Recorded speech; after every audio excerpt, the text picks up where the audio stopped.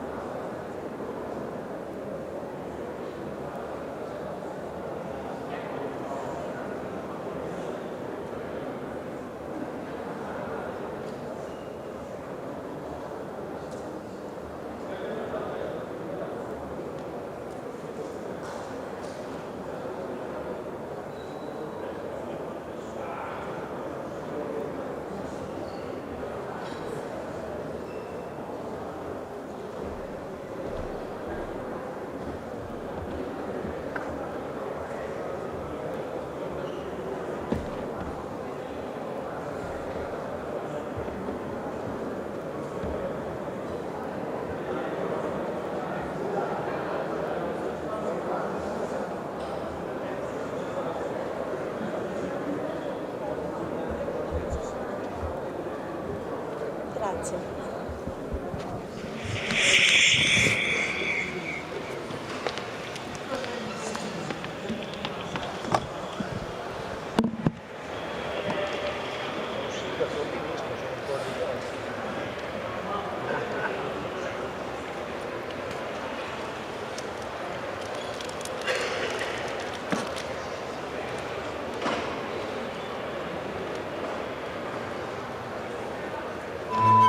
Questo è un luogo che genera dialogo, Qualcuno che si impegna, che si batte. che approfondisce la conoscenza e sostiene la fiducia.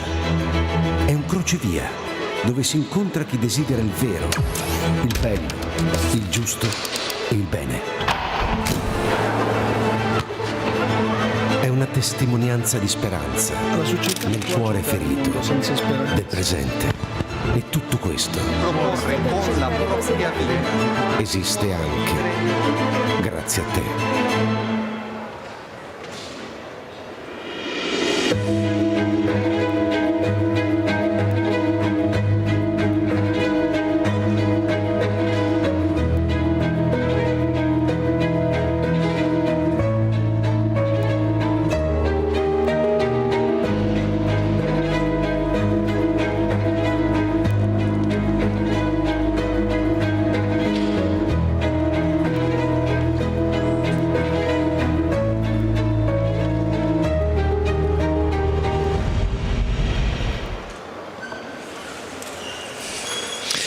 Buonasera.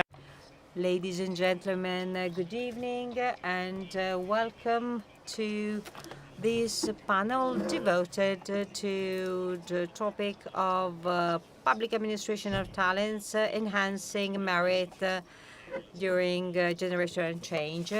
And this is a topic that has always been dealt with by the meeting over the years because it is a topic that is considered very important and public administration plays a key role, and so its stuff is really crucial for the life of the entire country and for the well-being of citizens. So this topic has become even more relevant considering the global challenges the public administration is faced with today. So we have a geopolitical context that could be defined as complicated and critical, and then we have technological development that also generates new challenges.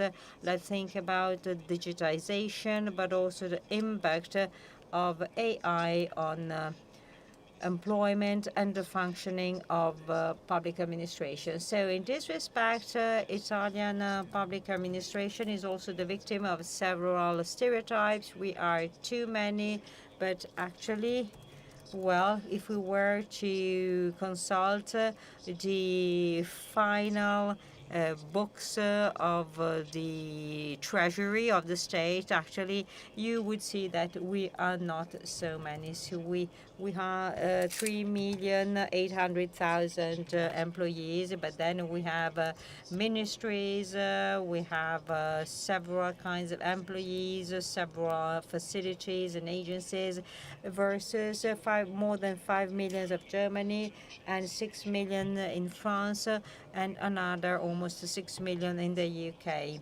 So when it comes to the impact on the GDP, this is below 1 percentage point with respect to the European average. So it's 9% versus 10.2%. So again, there are many stereotypes.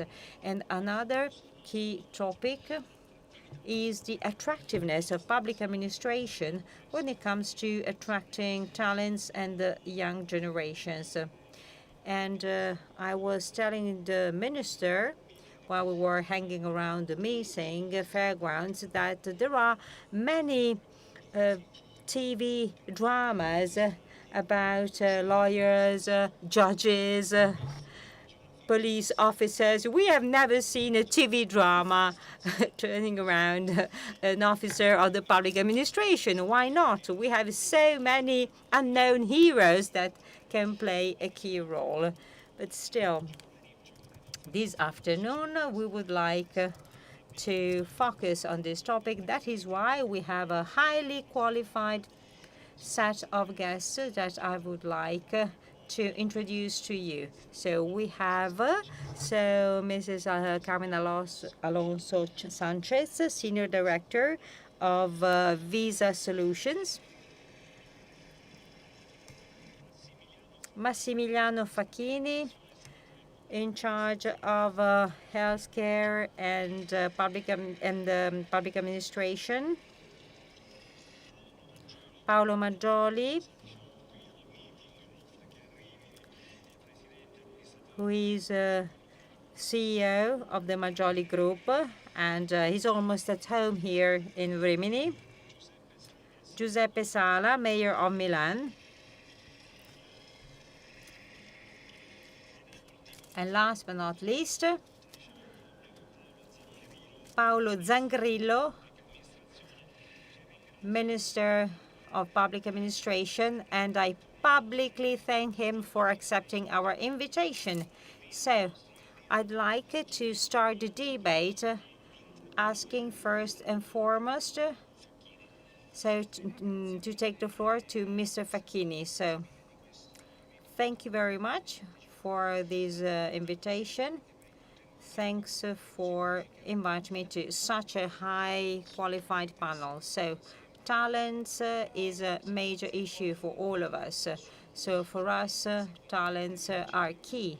That is why we try to, be strategic when it comes to managing talents. And the public administration is going through three major phases. So we have a generational change taking place, and we all know that there are many civil servants that are about to retire, and we're going to have a younger generation that on the one hand is going to be more digitized because most of them are going to be digital natives.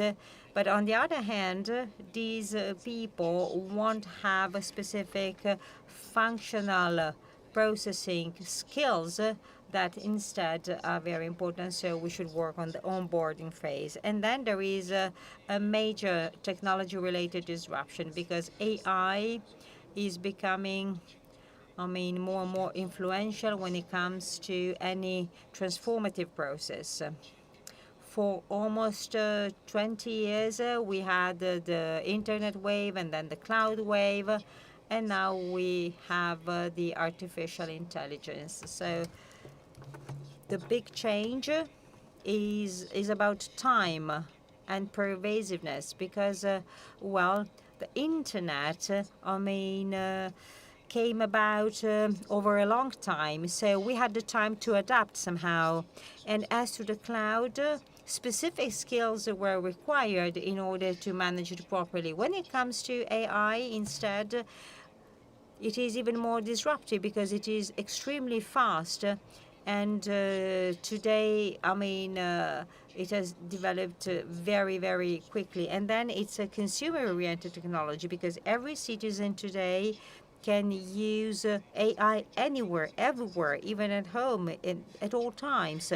And so even in offices, technology now is largely and widely available. Then we have a third geopolitical disruption that is under our eyes. We live in a context in which what seemed unthinkable and unimaginable until some time ago, now instead it's reality. So we have cybersecurity, sovereignty, resilience that have become key topics. So all that means that we need to leapfrog somehow skill-wise. The minister Zangrillo, was very good at making our public administration staff adapt to the digital transformation. So the Italian public administration is characterized by a good average level of technology-related skills. So new processes and technologies are pretty well handled. But now we need to do even more because we need to work on AI literacy. That means that the whole population of PA talents need to master this because technology is evolving at such a fast pace that, training cannot keep the pace of this evolution. So basic skills are very important, but not enough. And basic skills are also related to something else. And I'm relating to the topic of sovereignty. Sovereignty does not mean autarky, and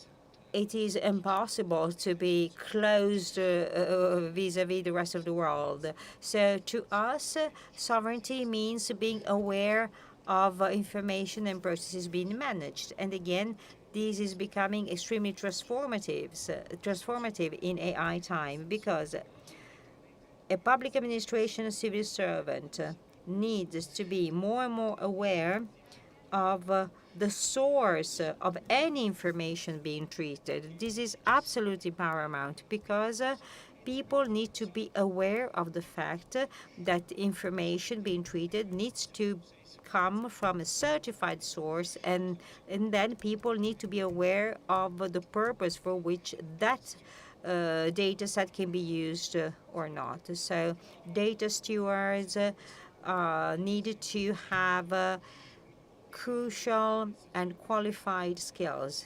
So I'm not saying that we should hire just data scientists. This is not the solution. Instead, we need to properly allocate resources in order to properly train people according to their role and profiles. People need to be aware to understand if an algorithm can be auditable or not, if it can be controlled or not. And also people need to be able of properly manage data.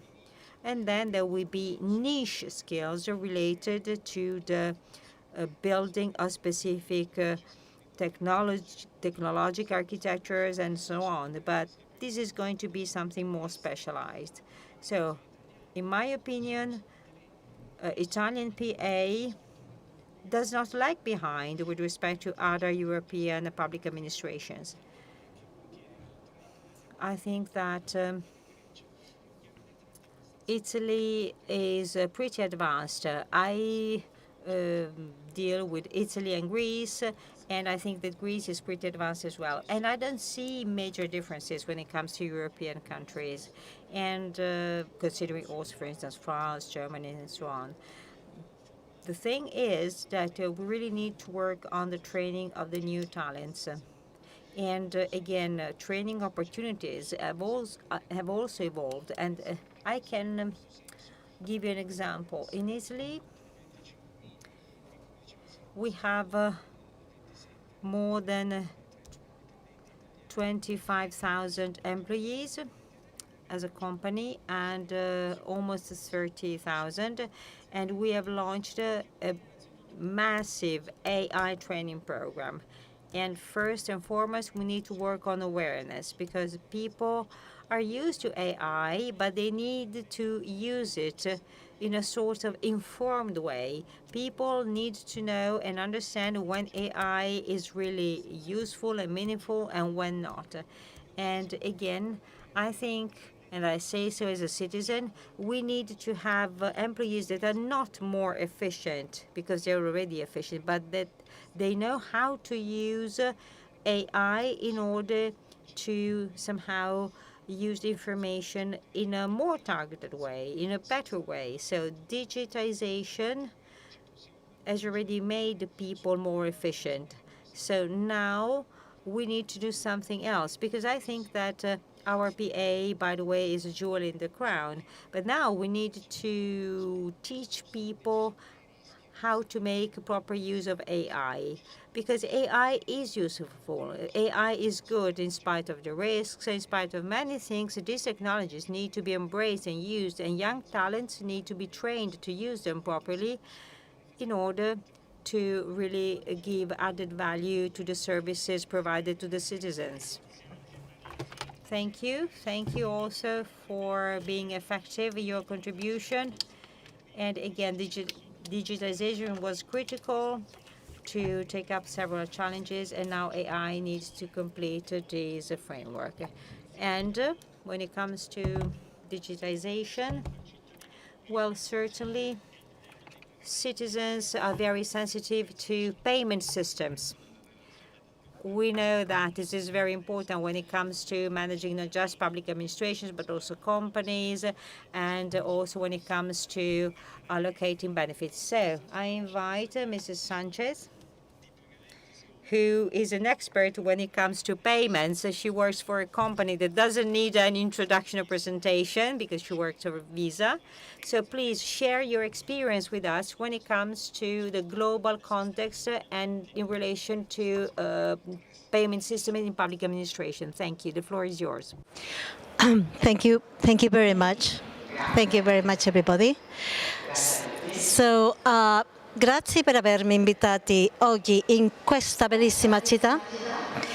Thanks for inviting me here today. Apologies because I don't speak Italian. And I'm going to talk about why digital disbursements are transforming how governments pay people around the world and why this is important for governments. So, government disbursements are one of the most direct ways in which public policy becomes real for citizens. And that very moment, that is the moment of truth, because everything I had paid, everything I had contributed for, it becomes real when I get that disbursement from the government. And I really feel my government support, or not my government support, is I feel that if I am vulnerable, I feel protected. This is a very, very important where it's really visible. Even when it's a payment of a pension, it's an employment benefit, it's a refugee allowance or a small business grant. That experience shapes how you feel that support. So when payments are slow, when payments are difficult to access, there are delays, lost checks, there are long queues, travel costs, uncertainty when over the funds will arrive. That for vulnerable populations is very friction. It creates a high friction, and it materially affects whether support is timely, it's meaningful, and is usable. So our next generation, our young people, they do expect governments to behave like they do expect the financial industry to behave, and some other big names of the media and of the other technological platforms. They do expect that digital financial services provided by governments at the same level of experience, frictionless, real-time, mobile-first, transparent. Young Europeans are more social media than ever, and of course than television. They do get the information, they do get informed via social media, not television anymore. I can tell you because my kids, they do only watch TV for live sports, football, tennis, Formula One, that's it, full stop.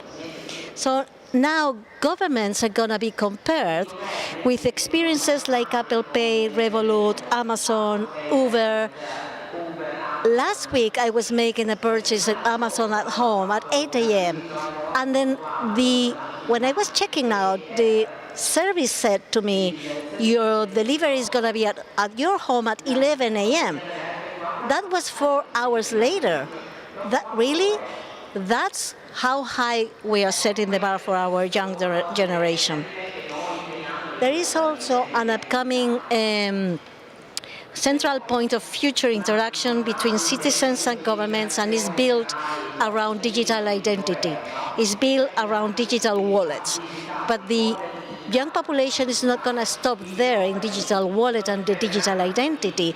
They're going to ask more. They're going to require that wallet to be a stored wallet with their health records, with their student records, and they want to pay through that wallet, they want to get paid through that wallet. So for governments, those legacy payments with cash, vouchers, and checks they need to evolve into something much more digital. In digital space, we see what could happen if governments could deliver funds in minutes instead of days or weeks.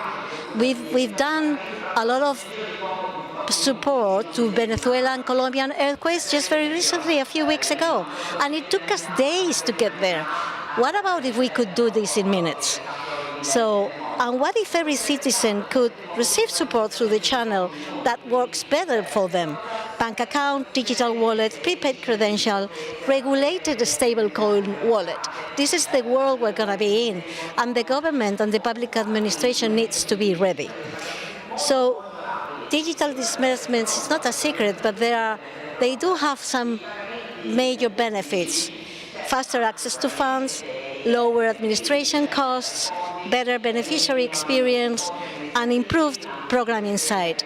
With all the data we can get, we can absolutely say to a government, this is the visibility I'm going to give you to the program. How quickly funds are being accessed, whether beneficiaries are using digital payments or withdrawing cash, what categories of spend are most common, and where improve the program.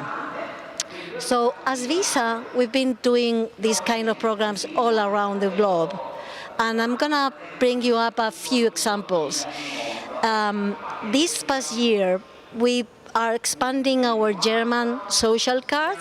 In Germany, we started this experience of disbursement to asylum seekers, a prepaid card, but now that prepaid card is being extended to unemployment benefits, health benefits, student benefits, and so on and so forth. In Finland, for example, we do have some prepaid cards for people with no account payment option, and that prepaid cards work in a different way with virtual IBANs and no name on the card, all governed by the Finland government. In Greece, we also have some very interesting exercise with a prepaid card, which is for a particular purpose, and that card allows you to get 50% of that disbursement into cash and the other 50% into what the government has given you the card. In Netherlands, we have a financial guardianship model. In Washington, D.C., we have been working with 16 different government programs, distributing some prepaid cards for more than $100 million. And in Guatemala, we did have a very nice program during COVID, where we reached, in just 30 days, we reached 2.7 million credentials. So we are going through monorail funds disbursement into multi-shift, multi-rail content-led disbursement. And it's important for Visa because we help governments to go through that change. We help governments to go through the different layers around payments, which is not moving money from point A to point B. It is moving money securely, efficiently, transparently, and with reducing costs. Also paying a lot of attention to fraud and risk opportunities to prevent fraud. So all those layers, this is what Visa does in our department, which is called Visa Government Solutions. We work with different governments all around the world in more than 167 countries with hundreds of programs, all kinds of programs. I'm talking here about disbursements, but it's not only about disbursements. We do create and co-create with governments all kinds of solutions. So in summary, if you are from a government, think about that you are not modernizing payments, you are really modernizing how citizens get that experience to get paid from the government. And this is the thinking that new generation, that governments should aim to. Thank you very much. Grazie, Dottoressa Sanchez. Thank you, Mrs. Sanchez, also for this last remark. So we are not just changing payment systems, but also relational systems with citizens. So this brings us back to training, and training is very meaningful. So Paolo Maggioli, I give you the floor.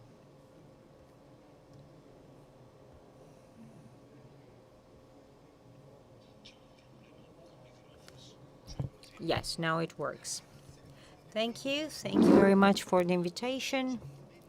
Well, for sure, people and training are two very up-to-date topics. Well, over the last few years, we have been struck by the importance of this topic lately. We have always worked with public administration, and we have noticed that PA has become more meaningful today. I mean, a company like ours that has always worked with the public administration, specifically municipalities, has always been considered as a sort of B-list company. But recently things have changed because it seems that all the companies, regardless of the sector, IT or others, that work with public administration seem to be as particularly important and valuable. I don't know why this happened. Certainly this is good. We appreciate this. We're happy about that. But maybe now we feel more pressure. We feel more responsibility because now, we are being considered more also by equity funds, both in Italy and abroad. So we feel more pressure. Well, this is a good thing. This is a good sign. It means that there is a general trust by the market when it comes to public administrations, and probably this market is considered as a very promising one. So I do agree with what the previous speakers said. So today, Italian public administration cannot be considered as a backward sector. This is like an urban legend because our public administration today is an absolute very good public administration. It has advanced enormously. We work with other countries like Spain and Greece. And well, if we were to make a comparison, the civil servants working in public administration, apart, of course, from maybe some gaps here and there, but still, I think Italy is really at the forefront when it comes to the skills and competencies of our staff in the public administration. So if we were to assess the impact of the National Recovery and Resilience Plan, well, we would have never imagined that public administrations would have been so proactive and quick in adopting this plan and really adopting digitization in such a swift and quick way. We sustained 3,000 municipalities when it comes to the National Recovery and Resilience Plan. We found great people everywhere, extremely available, extremely willing to make a change through digitization. People were very committed, and I must say that we found first-class partners in this initiative. And today, well, digitization has certainly improved, but now the challenges are different because today we need to assist the public administration in other areas, data security, cybersecurity, data science, and so on.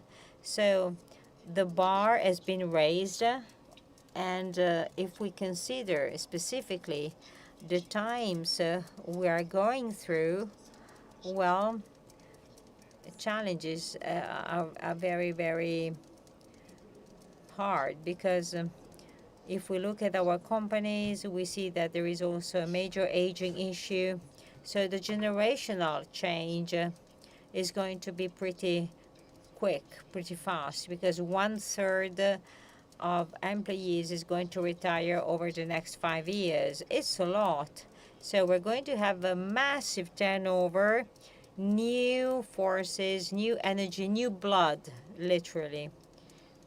So generational change is a major topic. And we're going to see how our public administrations will be able to take up this challenge because, while replacing retiring civil servants is never easy. So I think that this turnover will be decisive. When it comes to younger generations, new generations, well, I don't know how many of them are really looking for, a permanent job like that, a sort of job for life. In the past, that was something people really wanted to achieve, but I don't know to what extent this is still a goal for young people. Probably younger generations will ask for a different work balance situation. They will probably come up with different requests.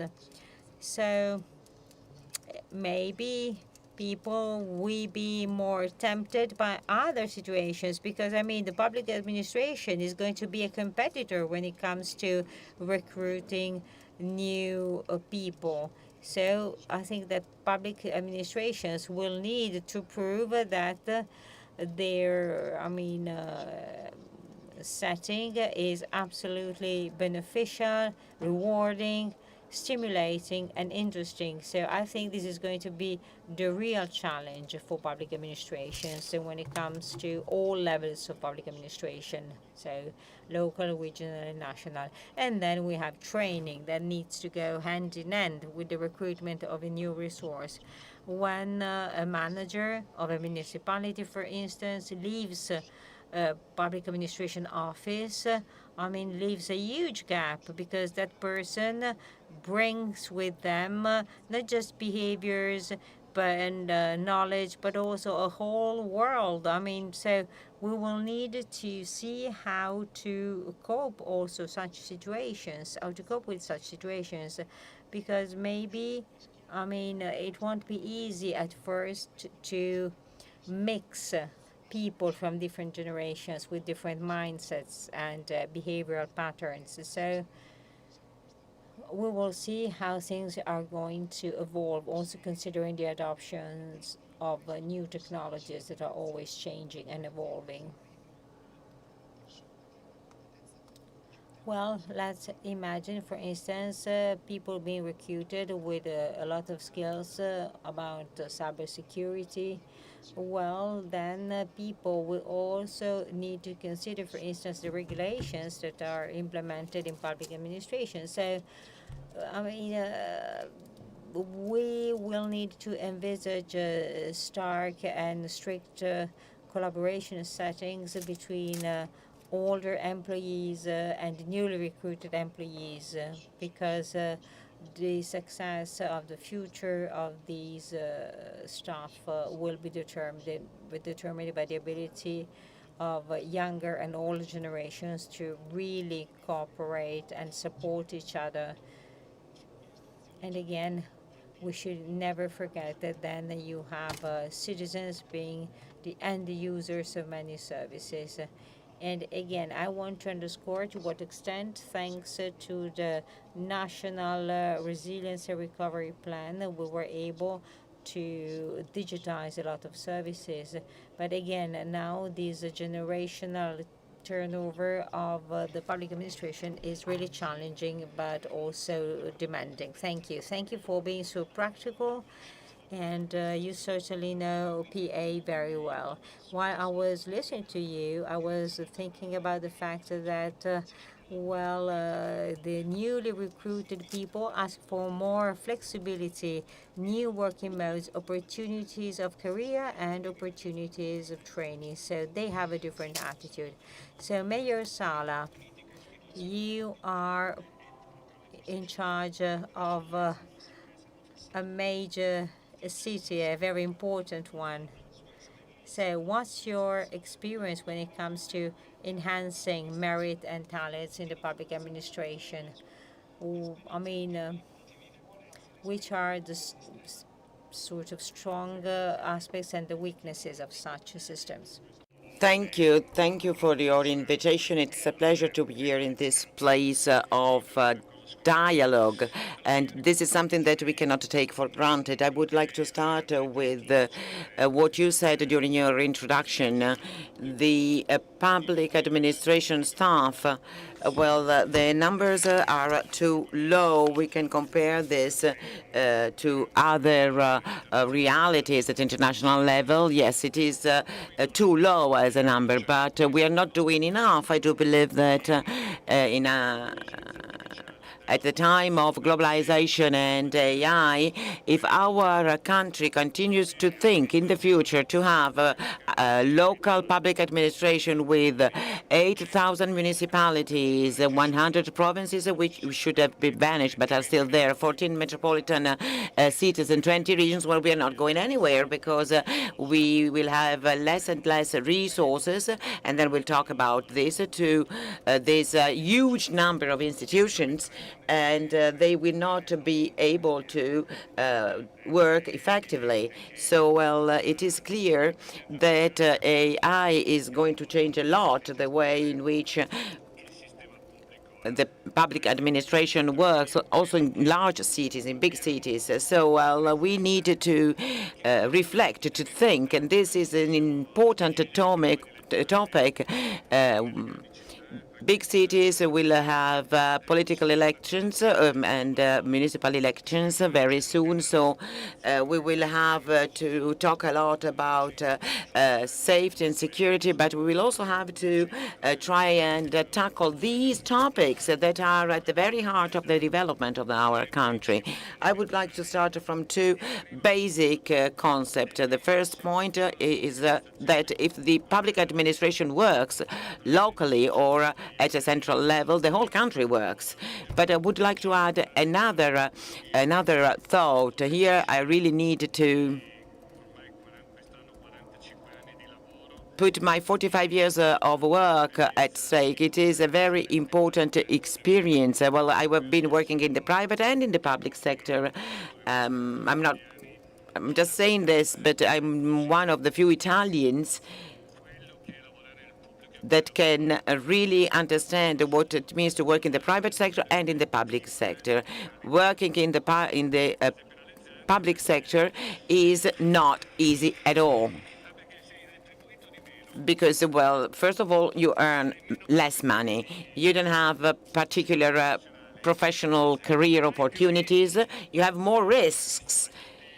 Justice, I live a reality, that of Milan, that you know very well.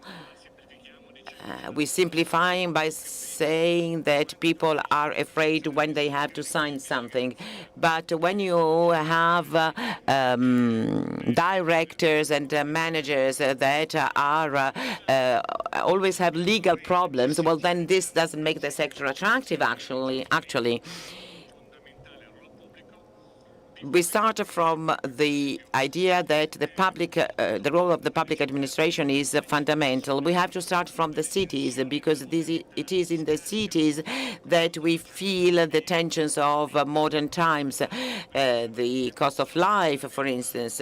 But the cities are also the places where we should find solutions. And I dare say that they are the places where people want to change.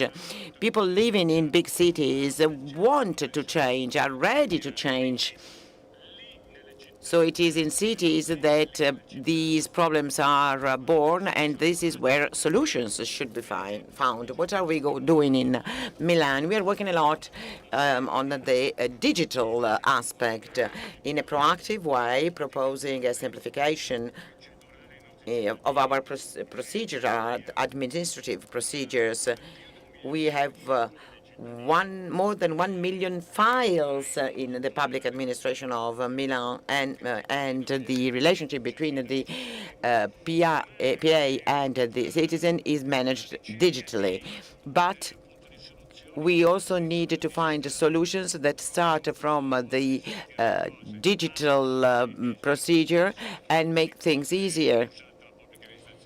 the PA is accused to be too slow, and it is actually true in many cases. There are different reasons for this, but PAs should actually be able to manage directly what is done in a city.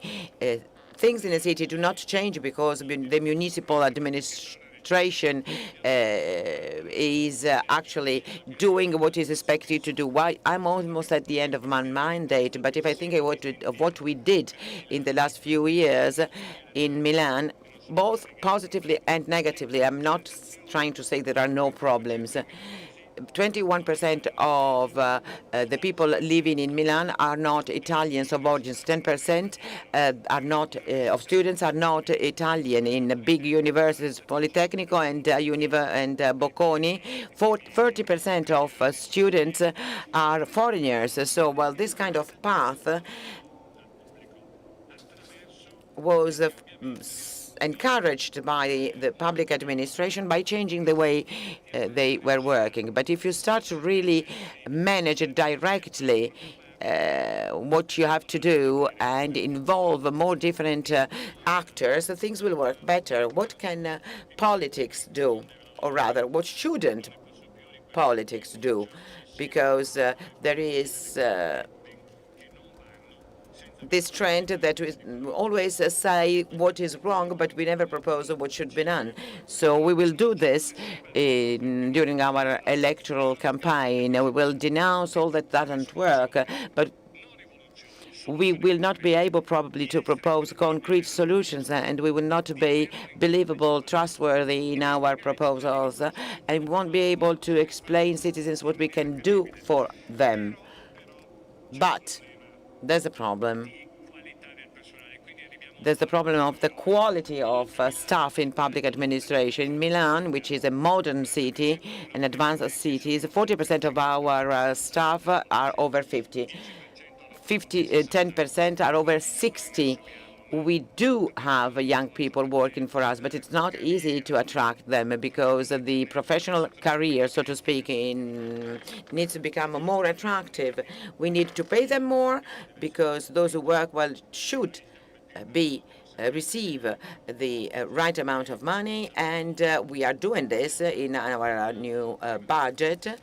All the funds that we had at our disposal this year were actually channeled towards the retribution of public officers, because people living in Milan, they have to sustain the costs of the life in Milan. But we should not turn a blind eye to the problems we have. Public officers have more difficulties if they live in Milan than in other cities. We have the minister here with us. He's a very sensitive person. We are doing what we have to do, but if we believe that this change must start in the cities, we need to help public administrations to find new recipes. It's not a question of being more or less important, but, well, public officers need to be paid more. And this is a way to keep them with us. You might be attracted by the private sector. This is actually something that is understandable. But we have to tell our employees that you can build a career here in the public administration, because in a municipality there are many different complex situations. You can find your own path from a professional point of view. So for 25 years I worked in the private sector, and now it's been 15 years that I've been working in the public sector, and I'm really happy of this second phase of my professional life. I am highly motivated, but I would like to do more for those that surround me, because are people of a great quality, because, well, actually, common places do work. before I actually start working in the public sector, I would not have expected to find people of such high professional quality. Thank you, Mr. Mayor, because you have proposed some, well, in a way, provocative elements. And now it will be the minister who will respond, will reply on the basis of the results that we have had during this year.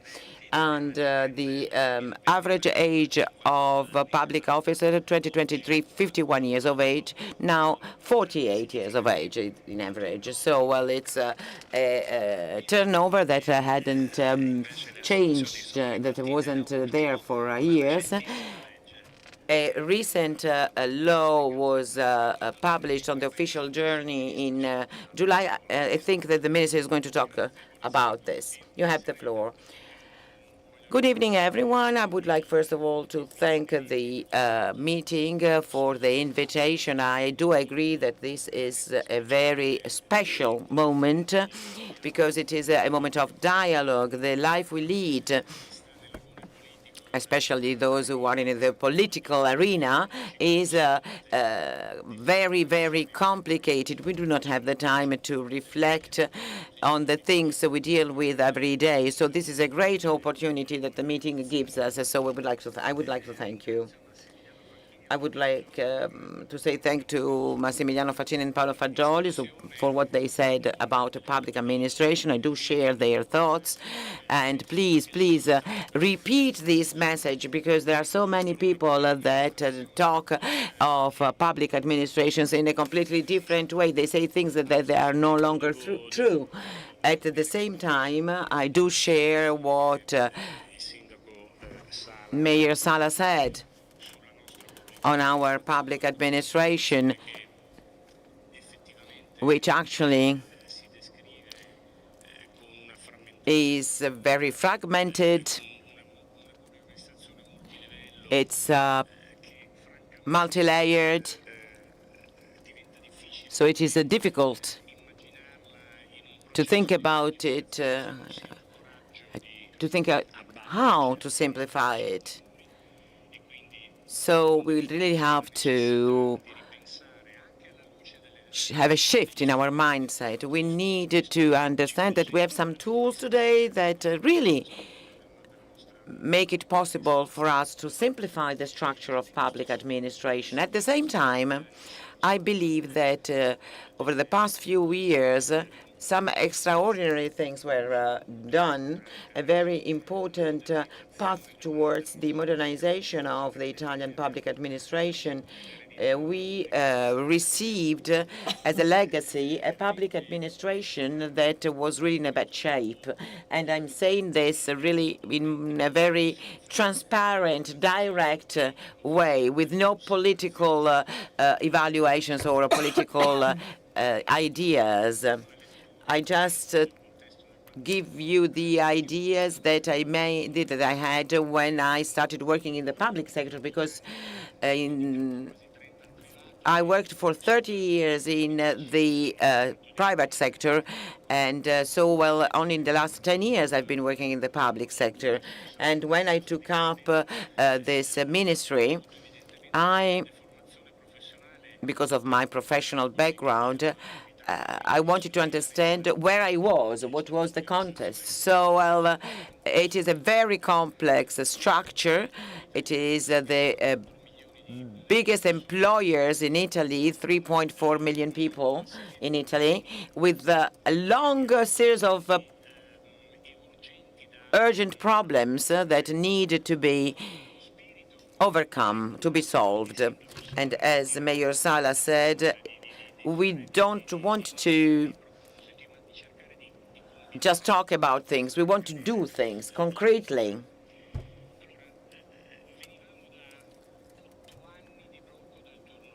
The turnover had been blocked for about 8 years. I don't think that there is any other organization that has not actually hired anyone for 8 years. In 2009, the average age of public officers was 43. In 2021, it was 52. So if we think to go into the AI era with an average age of 52 years, well, that's not easy. So while I asked myself, what should we do to really modernize? Il titolo And the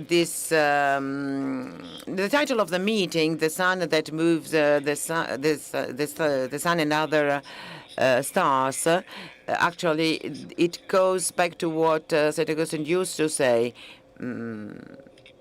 "My weight is my love."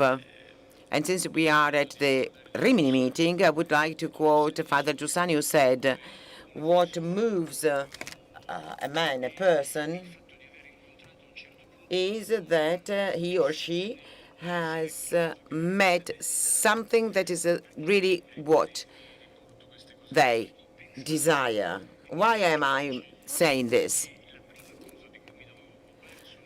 The first thing I had to focus on in the public administration were the people working there, because if we want an organization of people that works, 3.4 million people that take care of the welfare of our population, well, then we have to make these people see this organization as something desirable, something that they want to be part of. So the whole process that started 4 years ago starts exactly from this, from here, from people. So what was our starting point? The way we hire our people, after 8 years with no new hiring, you know how the public administration works. There is an article in our constitution that states that you become part of a public administration through a public contest. And, well, the waiting time was of 2.5 years. 782 days. These are the data that I found when I started to try and understand how the public administration works. So I'm asking you, do you think that there is anyone who is ready to wait 2 years after a contest to know whether he has won a job there or not? I don't think so. Young people are eager to start their lives. They want to use their energy, their talent, their passion, and they are not willing to wait for so long. So we started to reorganize our contests, and now we have gone from 2.5 years to 4 months. That is the average waiting time. From 2023 to 2025, we actually started to hire people. And where is the good news here? More than half of these 640,000 people are younger than 40 years of age. I know I don't have much time at my disposal, so I will just give you some points that can become food for thought. The second theme that President Maggioli also mentioned, which I believe is one of the most important aspects in any kind of organization. At the end of 2022, the training period for public officers was 6 years. Well, I'm sure that the municipality of Milan was doing more than 6 hours, but the national average was 6 hours, and I lost my sleep on that because I couldn't really understand why the biggest organization of the country that has to provide fundamental services to their citizens only devote 6 hours a year to train their staff. Well, that means that something is deeply wrong. Technology helped us. We worked a lot on training through our digital portal syllabus. We have over 10,000 PAs that are part of the portal. Now we have 41 hours per year is nothing, but it's better than 6. So this means that we are really giving more attention to the importance of training our staff. We are starting to understand that training is not something that you do if you have some money left to do it. Because a CEO, when they had problems with their budgets, the first thing that they cut was training. If a CEO cuts training now, well, that means that he hasn't understood that this is one of the things that can save enterprises and companies, make them survive. And this is true also for the Italian public administration. We have 8 territorial hubs. One is in the region of Lombardy, one for the health service, and we will be opening more hubs in the near future. So we have really started to work hard at the at digitalization. Mayor Sala is right when he says that working in public administration in a way is not very satisfying. I'm talking about remuneration. We are very competitive. When you start your career, a young person that starts working in public administration earns in a way more or less than in the private sector.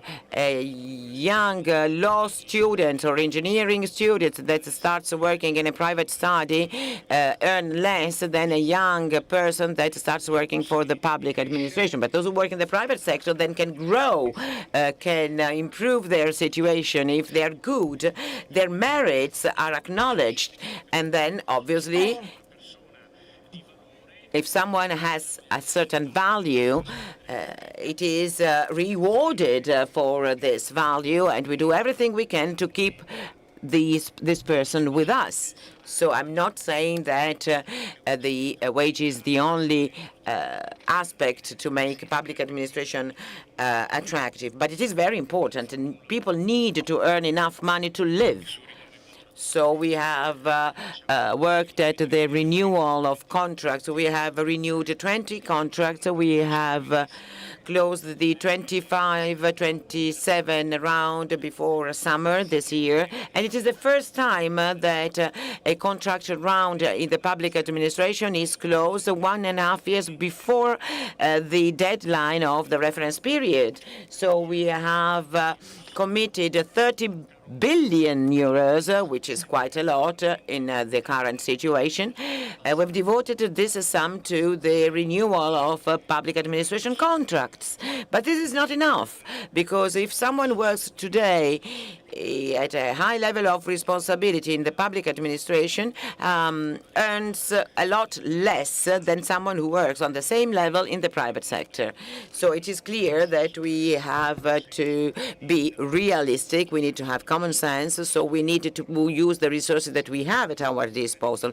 But there is something we can do, and this is what we are trying to do. That is to say, I'm talking about the theme of merits. So among the different things that I discovered when I started working in the public administration, well, it was me who discovered it, but after 4 months that I had been nominated minister, and the Court of Auditors told me that a good percentage of public officers is considered excellent. And since public officers are paid with the citizens' money, I should make some reflections on this. Well, I don't know if we can say that we are all excellent. It might be a very satisfying thought, but that's not the reality.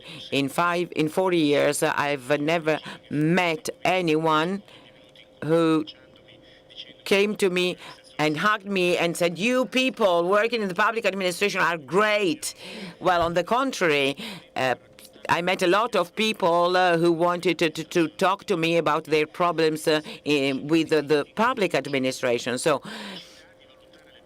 this means that we are not capable of assessing the talents, the people that work in the public administration. We do not reward talent in public administration. But in the public administration, you can be promoted either because you become a senior or because you take and succeed in a contest. You study and then you take a contest.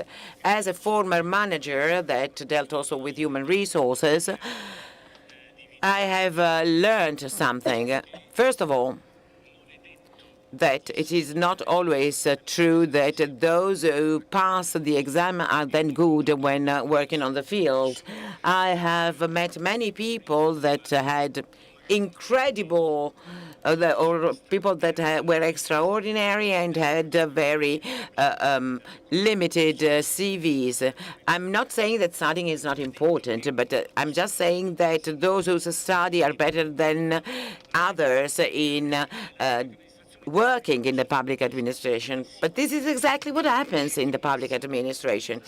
Those who study and succeed in their exams are rewarded, without taking into account the fact that most of the public officers do not have the time to study, because when you go home in the evening, you have a family that you have to manage. You don't have time to study. So, well, we have tried to tackle this aspect linked to the merit of people, like any other organization in the world would do. This is nothing new. We have many different examples in the world. It's not easy. It's very easy to find good examples. We just need to be humble enough to say that we can adopt some schemes that have proved to be valuable. So we have now a law that makes it possible for public administration managers to reward their staff and to propose promotions for these people. Was it easy? No, it was not at all. Because the first thing that I was told, and I met many, many opponents in working on the need to find some mechanisms to reward people. Well, the first thing I was told is, as you might imagine, that's very good, Zangrillo, because now you're opening the door to politicians who will reward their friends, their relatives, and there will never be a real meritocracy, but there will always be someone who tries to favor the persons they like, they love, they like most. So this law is actually very strict, very transparent, impartial, if compared to so many contests in the public administration today. There is a member of the parliament in the opposition who said that in 40 years in his work in the health service sector, he's never found a contest where people didn't know from the very beginning who was going to win. So I think it's better if it is someone who works in the administration that proposes their staff for promotion. But there is another aspect we have to deal with before we talk about tools to assess the merit of our employees. We need to make people understand that they have to manage human capital. A manager, a director is not more competent, is not more skilled. I have around me so many people that know much more than me on the technical level, but my leadership is not explained in technical skills, but rather in explaining a vision, have people understand this vision, motivate someone to follow me in carrying out this vision. So what I'm trying to do through training is to make our managers to understand that they don't need to have the maximum of technical skills, which is already at a very high level in our public administration. What I want them to understand is that if our organization has to work, we need to have 3.5 million people that do not feel that they are just a number, but people who are proud of what they do every day at work. This is the key to success of any organization. I've worked in so many organizations, also with great budgets, but also some which were not so rich. So now I have understood what this makes the difference between a company or an organization that has success and one that does not. It is the quality of the people, which it doesn't only mean the skills that they have, but also the fact that they feel to be part of an organization where they express their talent, their values, their virtues, and where they do not feel just a number. I do understand that this is a big challenge for an organization with 3.4 million people. But there are so many managers, so many directors, so many people that work with human capital, human resource. I do believe we can overcome this challenge. And I'm convinced of something. We cannot neglect the human capital if we want to have a public administration that works. And I close with a thought devoted to young people, because the meeting is actually targeted at younger generations. I believe a lot in the younger generation. As President Maggioli was saying, we have 1 million people who will leave the public administration within 5 years because they are going to retire. This is a great opportunity from my point of view. I do believe in young people. I believe in the need for our country to make a cultural leap from this point of view. We have to believe in young people, invest in young people, and I will just share with you a very simple example. For the third consecutive time, we do not have access as a country to the final phases of the World Cup. In other countries, when there are national teams, they are all very young people, 16, 17 years of age. In Italy, you do not have access to the national team before 22 or 23 years of age. Well, I share the way of thinking of Giorgio La Pira, 3-time mayor of Florence, and he used to say that young people are like they are like migratory birds. They feel before the others that the season is changing, and they can actually react quicker than anyone else. So we do need young people that have eyes that are more open than ours, that can make us look at things in a different way. And I believe that they are an extraordinary resource. So this is my wish, that not only in the public administration, but in our country as a whole, we should give more attention to young people, because in the end, they are our future leading class. So if we do not take good care of them, our country won't be able to develop as it should. Thank you. Grazie. Thank you. Thank you very much. I'd like to thank the Minister for making such a complete presentation. I thank all the speakers, first of all, for sticking to their allotted speaking time, for the quality of their contributions. So I think that these panel that we have set up at the meeting is absolutely effective. So the meeting, as Mayor Sala said, is a place of dialogue, of exchange, of freedom. And so this place needs the support of everybody. So you can contribute to building the meeting by donating in order to allow the meeting to keep existing. So there are several donating stations along the fairgrounds marked by a red heart, and so please donate. And thank you all again for coming and for joining our panel. Thank you. And now there's a group picture.